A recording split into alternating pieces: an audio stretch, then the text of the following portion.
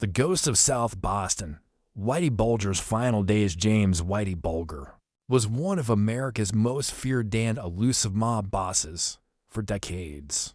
He ran the Winter Hill Gang in Boston, ruling with intimidation, extortion, and murder.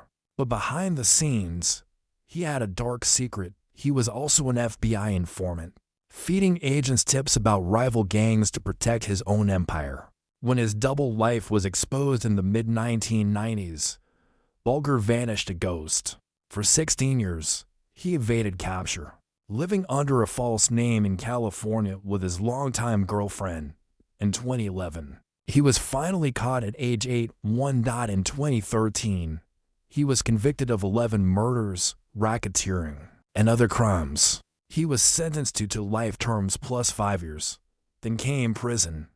Whitey was old, frail, and hated by almost everyone. Mobsters hated him for being a snitch, and law enforcement hated him for playing both sides.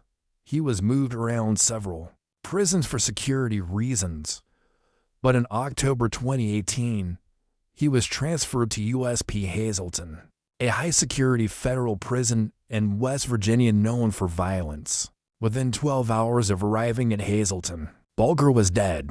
Inmates rolled him in a wheelchair into a blind spot out of the view of surveillance cameras and beat him to death with a padlock inside a sock, crushing his face beyond recognition. One of the suspects was a known mob hitman with ties to the mafia. It was like a gangland execution right inside federal prison. Some say the prison knew exactly what it was doing when they moved him there. The end of a rat king. Whitey Bulger once controlled Boston's underworld, lived like a king, and outsmarted the FBI for years. But in the end, the very people he crossed as fellow criminals got their revenge, not in a courtroom, in a prison hallway. Let us know what you think in the comments. Like, comment, subscribe for more real hip-hop stories.